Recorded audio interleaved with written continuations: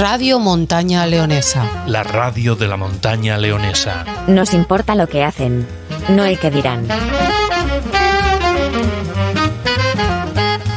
Muy buenas, bienvenidos de nuevo. Nos vais escuchando y que os gusta, lo cual os agradezco mucho a todos. Y aunque la cantera de invitados, pues afortunadamente no se nos acaba y no se nos va a acabar, pues oye, yo agradezco que nos sugiráis. Bueno, ahora ya tengo yo la duda con la palabra, que nos indiquéis gente para que esté aquí con nosotros. Hombre, no sé si conocéis a alguien que se haya subido a todos los picos o que se haya comido 3 cocidos en una tarde, pues oye, todos estos pues igual tienen cabida aquí. Hoy tenemos como invitado a una persona que, bueno, igual se ha comido muchos cocidos o ha subido a muchos picos, pero es una persona en la cual yo tengo personalmente un aprecio personal a él y a su familia, y que lleva muchos años de aquí, aunque originariamente no es de aquí, pero representa una época que a mí me gustaría mucho que recordáramos de Boñar, porque nos toca a todos y yo creo que va a merecer la pena comentar acerca de todo aquello. Hoy está con nosotros Tomás Maillo Fernández. Muy buenas, Tomás. Muchas gracias, buenos días. Tomás, bueno, para quien no te conozca, ¿de dónde es Tomás Maillo? Pues yo soy nacido en Zamora y pacido, como se dice, en Salamanca. Y allí he vivido toda mi vida, vamos, hasta que salí para ya preparar oposiciones, pero vamos, nací en Zamora, viví en Salamanca desde los 4 o 5 años, hasta hice el bachillerato, hice la carrera allí. Y luego ya marché a preparar oposiciones a Madrid. Porque, para que no sepa, tu profesión actual es jubilado, pero toda tu vida te has dedicado al mundo de... Pues al mundo del derecho.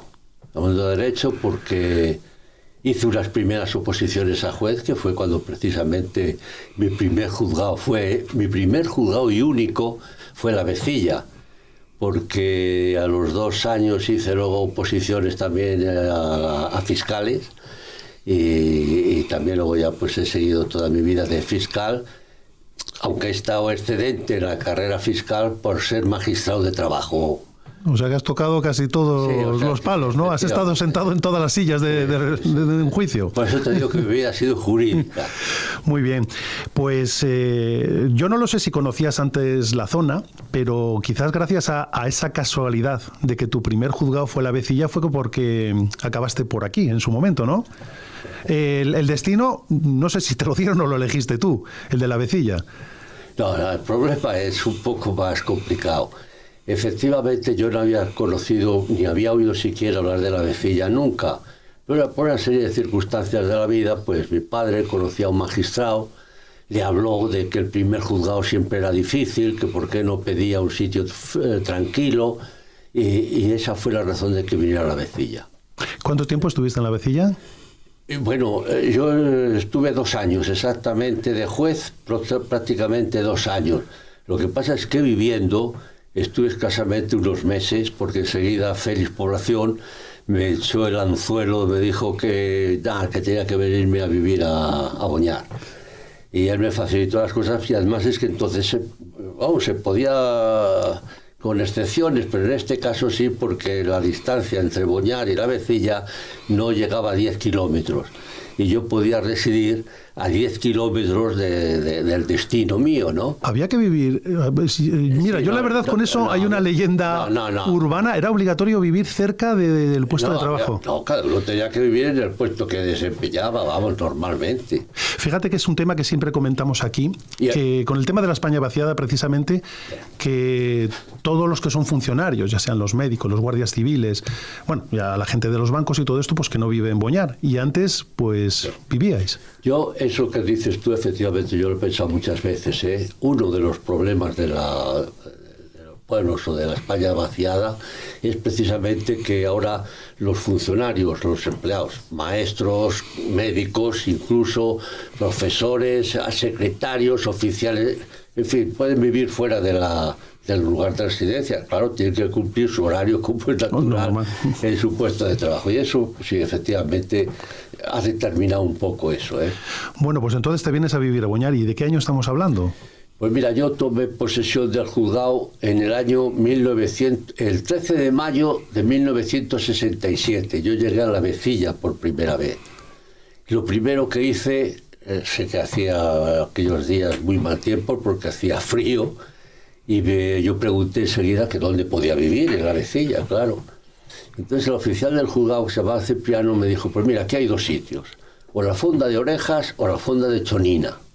Claro, a los de esta zona de aquella época les suena perfectamente. Dice, la diferencia está en que en la Fonda de Orejas se come seguramente mejor, pero en la Fonda de Chonina hay calefacción. Difícil elección. Yo en aquel momento, sin dudarle, yo en aquel momento sin dudarle me dije que en la Fonda de Chonina, por la calefacción. Bueno, podías calentar por dentro al comer también. Lo cierto es que entonces también se comía muy bien, o sea que no, en ese aspecto acerté. La lástima es que no queda ni la Fonda de Orejas, ni la de Chonina, sí, ni el juzgado, sí, ni el juzgado. Nada. Y como comentaste, pues estuviste una temporada en La Vecilla hasta que... Viviendo, vamos. Bueno, trabajando más, pero viviendo. Estuve exactamente 3 meses hasta que me casé. Entonces, cuando me casé, ya pues vinimos a vivir nos había facilitado, no Félix, pero me había puesto en contacto con una señora que se llamaba Chon, la de los Nicanores. Chon, sí. Que había comprado ella un piso que no había ocupado en lo que hoy es el edificio de la Caja de Ahorros, o sí, caja, sí, ¿no? Entonces ella me alquiló ahí un piso, en el primer piso, y allí viví pues hasta que me marché de aquí. Y empieza una historia que no ha terminado, no sé si llamarla de amor con Boñar, porque rápidamente empezaste a socializar y de hecho muchísimos amigos de esa época. Yo desde luego sí, yo creo que no pasaron de 48 horas. Yo enseguida empecé a tener amistad pues con la gente, por aquí, La Vecilla concretamente. Yo creo que la primera persona que yo conocí, algunos se acordarán todavía de Emilio Robles, era veterinario. Sí. Luego también estaba Jesús Pérez Cabello, el médico, y Luciano Hoyos, que estaba de notario. Yo los primeros, luego enseguida, sobre todo cuando me vine a Boñar, enseguida pues todos los de aquí, de Jesús Pérez Cabello, Adolfo y Mercedes de la farmacia, Alonso y Consumo. Así que en aquella época, efectivamente, para mí es una época muy entrañable. Ya desde las 8 de la mañana, 8:30, había una tertulia en el bar, que entonces bar Cafetería de Viejo. Allí nos reuníamos, pues, un poco, vamos a decir, las fuerzas vivas del pueblo. Bueno, digo fuerzas vivas, en realidad no. Bueno, el boticario, el médico, faltaba el cura y el sargento, ¿no? Aquí los cedemines de las minas de sílice, que vivían en el León, y antes de ir a la mina pasaban a tomar café, y los demás pues nos iban a tomar café hasta las 8:30, las 9, cada uno iba a su trabajo, claro. Pues muy... Y luego teníamos la tertulia en Blas, también ya de gente ya mayor, más seria. Estaba Costillas el viejo, en fin, Don Amable, el médico, que se llamaba como... Bueno, un montón. Hay gente que no recuerdo, pero de tratar contigo sé que eres buen conversador. Supongo que eran muy entretenidas y claro, eso da oportunidad de conocer, bueno, pues a todo el pueblo. Sí. Yo en aquel momento conocí a todo. Bueno, pues antes digo, luego por la tarde, a última hora de la tarde, pues era lo de los matrimonios. Entonces ya Luis Alfonso, Joaquín el dentista, que si nos reuníamos, Mercedes y Adolfo, generalmente a cenar casi todas las noches en el único sitio donde se podía tomar, lo que era en casa de Blas. Yo no lo sé en qué momento, porque bueno, ya asentasteis aquí, porque bueno, comprasteis una vivienda y todo esto. Pero, ¿qué me querías comentar? Te quería decir que efectivamente, cuando yo enseguida, a los 2 años, antes de los 2 años yo hice las oposiciones a fiscales. Y entonces yo me tenía que marchar de aquí. Y ya se había terminado el contrato de arrendamiento que yo tenía con Chon. Entonces busqué enseguida una casa que era un piso que tenía en la casa estas de Bonifacio, enfrente de lo que era la sierra de Ramiro, Y bueno, todavía sí. Al lado del Lupa, para que nos enteremos. Frente de Lupa, y entonces Sí. ahí tenía un piso estupendo, vamos, estaba allí fantásticamente bien, y lo tuve alquilado pues todo el año, pues 3 o 4 años, o quizás más, ¿no? Y ese motivo, además, ya los hijos tuve a Carmen y a Rosa, pues estando todavía yo aquí, no miento, solo a Rosa. Cuando digo solo a Carmen, Rosa ya nació estando yo en Coruña, que fue el destino de fiscal que tuve. Pero nosotros pasábamos aquí no solo todas las vacaciones, sino en Navidades, en Semana Santa, fines de semana, porque la casa de Mar tenía gloria, que para mí era una gloria. Efectivamente, una Lo de gloria. tener calefacción aquí es un bien muy necesario. Sí. Lo que te quería comentar, que bueno, aparte de socializar con las fuerzas vivas, y permíteme la broma, el hecho de que te gustara el monte y todo esto, pues te permite también conocer otro estrato de población que es, bueno, de hecho, creo que ahora mismo solo queda una foto de la Peña del Negrillón que está en el Bar de las Heras, donde Juanjo, no sé si antes estaba uno en cada uno. Es cierto, sí. Y no sé cómo llegaste a ser tan andarín, ¿no te gustaba o qué pasó? Empecé así por eso, por lo que fue Félix Población, el que el primero me introdujo a ella. Pero era un grupo reducido de gente que salía a cazar, y eso era la Unión Zorrera. Y efectivamente salíamos a cazar cuando, en fin, en realidad no cazábamos nada, porque no había caza. En aquella época había sido, no te digo después de la guerra, bueno, pero durante la guerra se había terminado casi toda la caza que había por aquí mayor. Era difícil cazar, el día que se cazaba un jabalí era una fiesta en todo el pueblo, ¿no? No se me acuerdo. Sí. Hasta se paseaban los jabalíes y... Por todo. Ya que ello se constituyó ya formalmente la Sociedad de Cazadores. Correcto. Su cabo, que a mí pues, se me encargó que hiciera los estatutos, por aquello que yo tenía más facilidad, digamos, de pluma que los demás, ¿no? Y se constituyó la sociedad. Y dentro de la sociedad, pues estábamos la cuadrilla nuestra, que llegamos a ser 33, de los cuales hoy me parece que damos pues 4 o 5. Los demás son ¿Tú llegaste herederos. ¿Tú cazabas? Sí, tirabas? claro, Sí. Empecé a cazar entonces, hasta entonces no había cogido una escopeta, ni siquiera una caña de pesca. Y me aficioné a la pesca, me aficioné a la Aquí te caza. llevamos por el mal camino, Tomás. No, sinceramente fue para mí un camino muy agradable. O sea, Oye, no tuvo nada. yo de la gente que están en las fotos, yo no sé si lo recuerdas o si los quieres que lo miremos aquí en una foto, pero bueno, no sé si recuerdas todos, porque Sí. bueno, yo Casi desde todo. Yo creo mi que- tío Mariano... Yo quitando 1 o 2 a los demás. No. A ver, cuenta, hasta dónde te puedes acordar de la gente que podía formar parte de aquellas. Vamos a ver. Uno que para mí fue de los Y me cuentas amigos- algo de cada uno. De los amigos más cercanos que tuve yo fue Juanito. Juanito, claro que sí. Juanito, que fue para mí un amigo muy cercano desde que lo conocí hasta prácticamente cuando murió, ¿no? Era Juanito, era Vitorino, era Felipe el de la Luz, era el Chatarra, era Tito Rascón. Tino Argüello no pertenecía. Bueno, sí, hombre, claro, yo es que ahora así repentizar todos los nombres, pero si tú me los vas diciendo, Tino, Vitorino, Luis, Juanito, Aniano. Aniano, A ver si mirando ahí en la foto. Pero bueno, yo las fotos los... mira, veo aquí a Celestino, a Felipe, a Juanito, no me acuerdo muchos nombres, a Antonio Alonso, el marido de Carola, no me acuerdo el nombre. Ricardo, que era el chileno, que está delante, sí. que está delante de mí, Vicente el chileno, Pierde Misas, Federico, sí, hombre, pero bueno. Toño el de la tienda, Celestino, y que me parece. Oye, ¿y qué hacíais? Porque yo no sé si se puede contar o no se puede contar todo lo que hacéis en estas meriendas. Yo lo sé por mi tío Mariano, que aquello... Bueno, pero amigos, y de la tertulia nuestra, sí. Las fotos correspondían porque no era el único día que salíais, porque estabais todo el día o por el monte o lo que fuera, pero el día de la fiesta esta que hacíais ahí en Pardomino, que...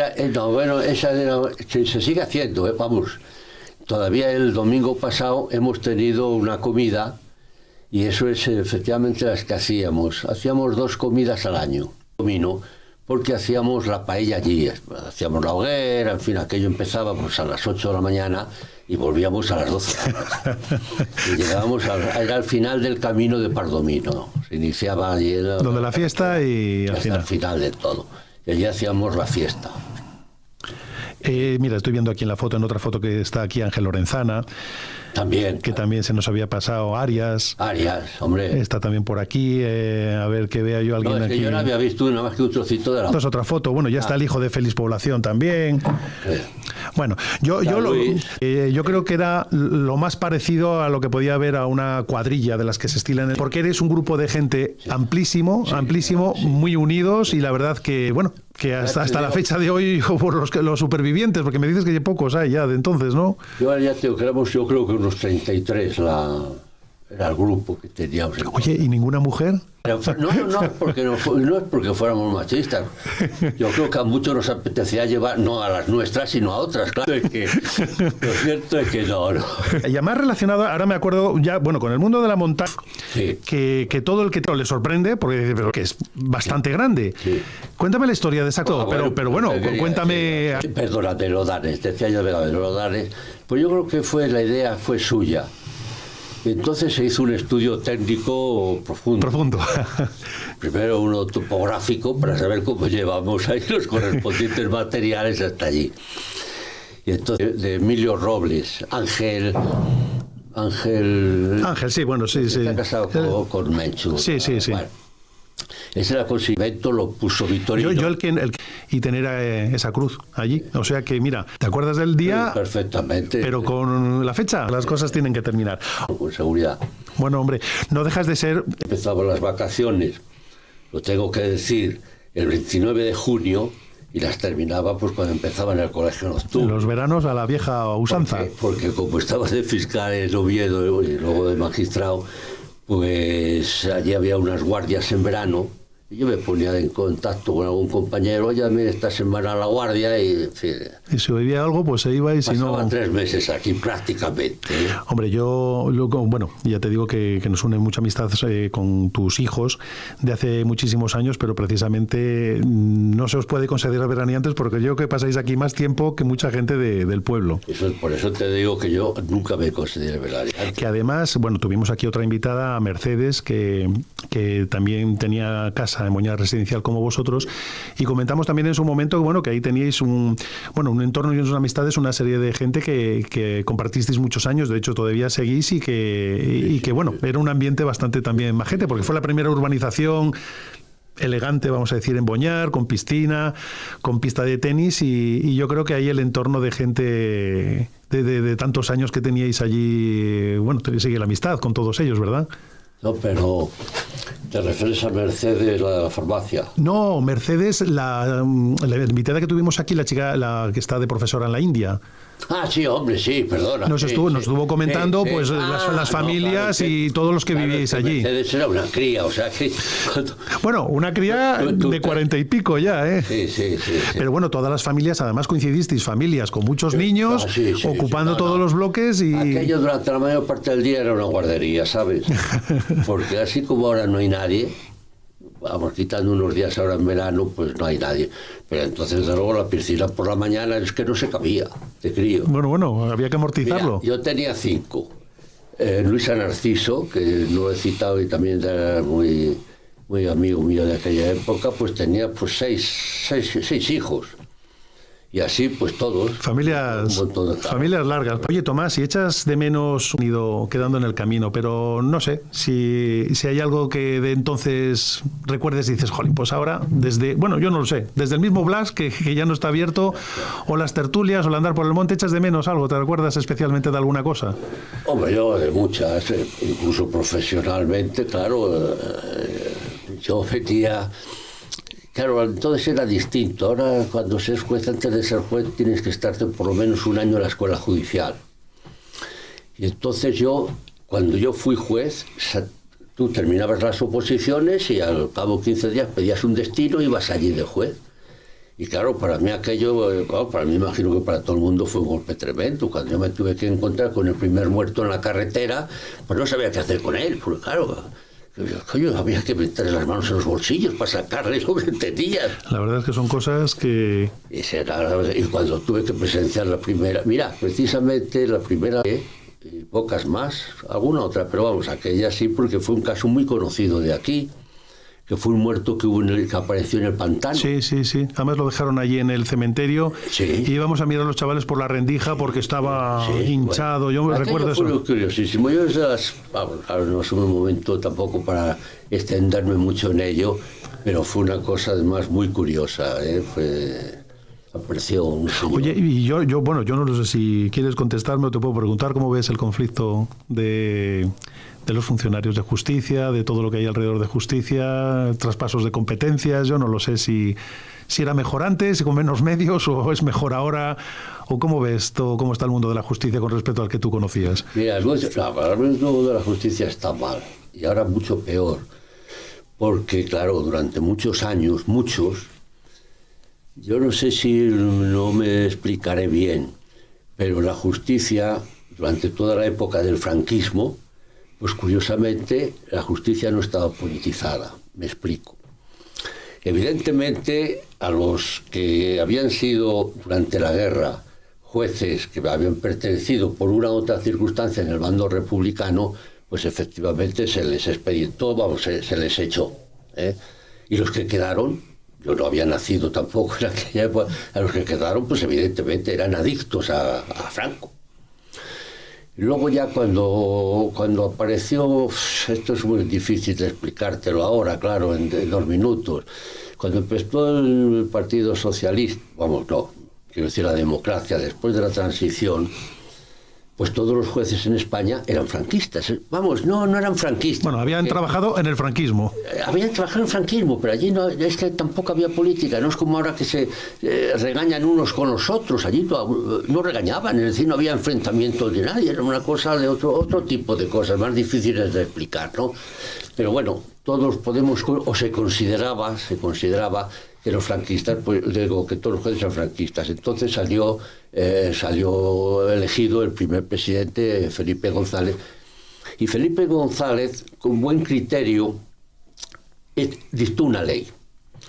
Porque con arreglo a la Constitución, el Consejo General del Poder Judicial, pues 12 de los miembros del Consejo General del Poder Judicial tenían que ser nombrados por los jueces. Es decir, se suponía que aquellos jueces que iban a nombrar a sus compañeros, pues eran gente conocida de aquella época, de la misma, digamos, ideología. Sí. Entonces Felipe, con buen criterio, a mi modo de ver, dictó una ley en el año 1985, en virtud de la cual modificaba.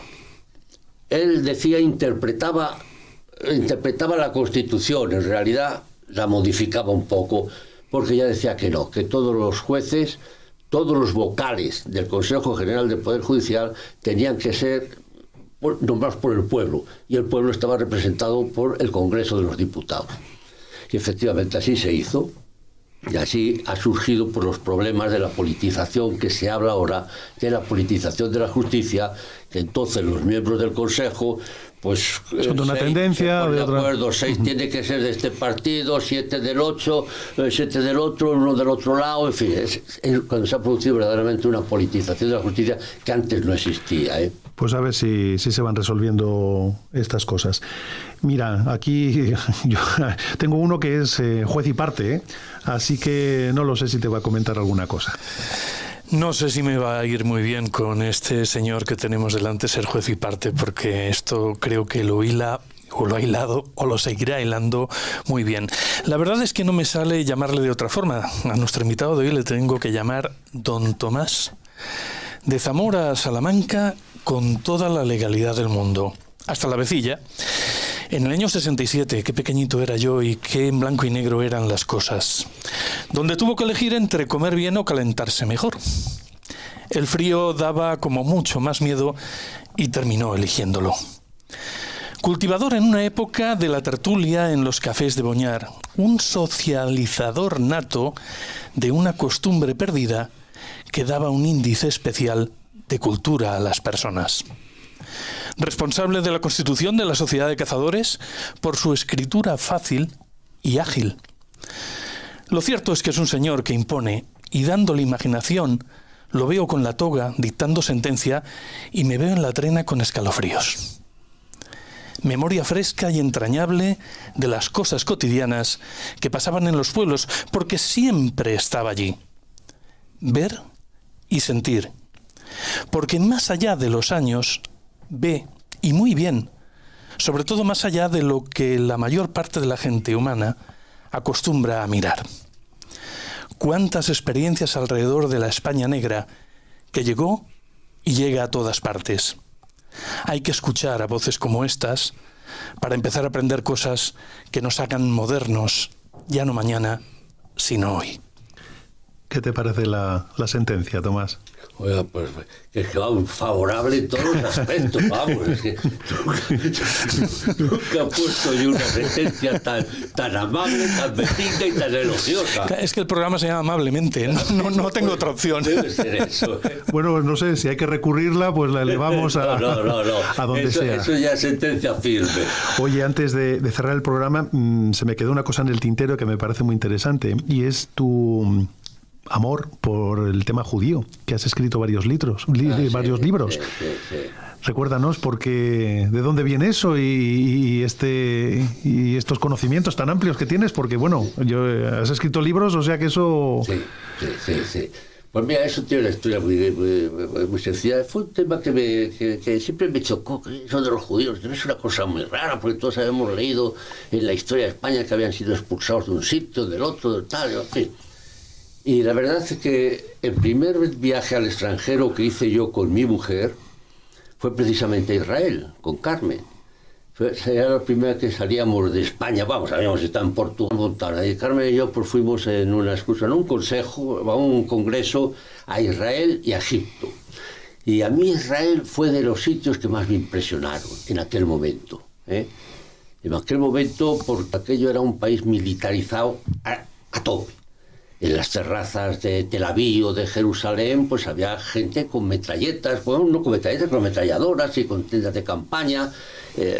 Yo recuerdo con una cosa que el primer día que llegamos en Tel Aviv, pues a las 9 de la tarde nos sentamos en la terraza de una cafetería y una pareja de soldados, él y ella, o sea, debían ser novios, cogidos de la mano, cada uno.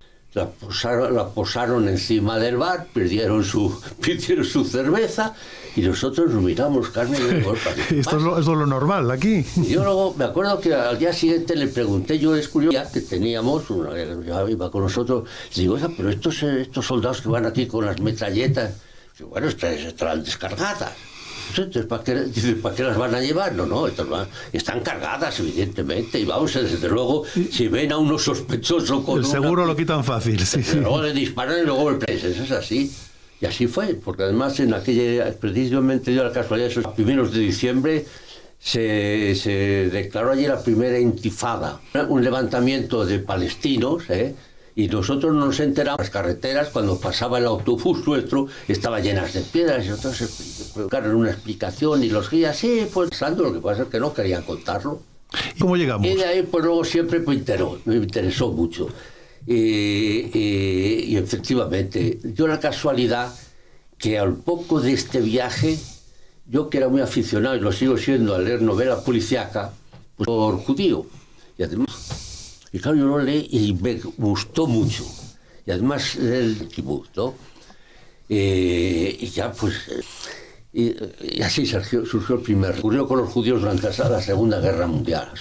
Haciendo, pues polaca, la que eso... Pero claro, nadie sabe pues cómo fue la resistencia en la propia Alemania, o en países como Albania, o qué sé yo.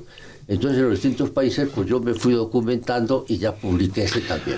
¿Cómo no ibas a tener la pluma fácil para redactar los estatutos de Socavos todo eso la verdad es que lo hice ya jubilado, Bueno, pues bien hecho.